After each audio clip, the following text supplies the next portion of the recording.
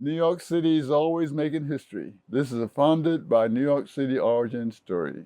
When I came into all of this as a child, I was always wondering about everything. And then when I came to New York, I got a chance to get a little bit deeper into reality, I call it. And photography kind of like was one of the most mysterious of all the areas that I could have kind of gotten into in terms of knowledge. So as time going along, people bring me different levels of my research in terms of what I need to put all the pieces together of creating a reality from reality became the quest. I became familiar with the culture of other people by going to these different institutions. Now the whole reality base is the architecture, what's inside of that architecture. Well, there's this huge building, what's in there? I need to go in. But that's how I explored reality in New York City.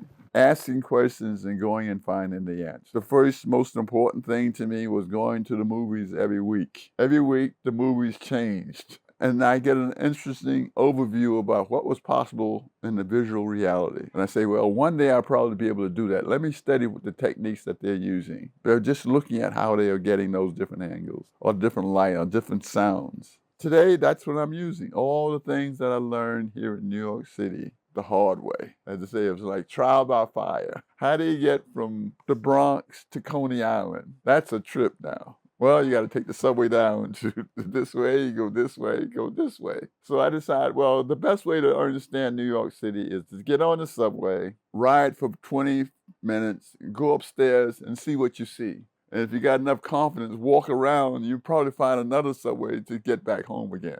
And that's how I discovered New York. All the different neighborhoods. And going to the different neighborhoods, this was my favorite neighborhood during the 50s, the Lower East Side. What made this so interesting is the number of people that's in one place all at once who don't quite like each other.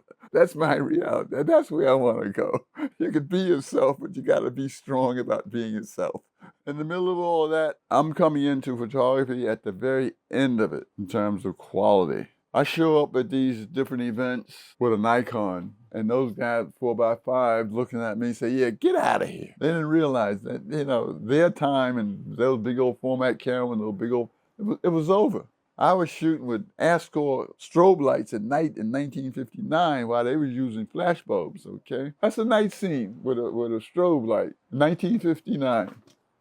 That's what I was doing in 59 with the technology. Nikon with Ascor strobe on it, okay? So when it comes to technique, it was more about research rather than trying to make my name in the arts as this artist, right? My whole thing was to explore the whole medium using all the techniques. And that's how my life basically is still evolving.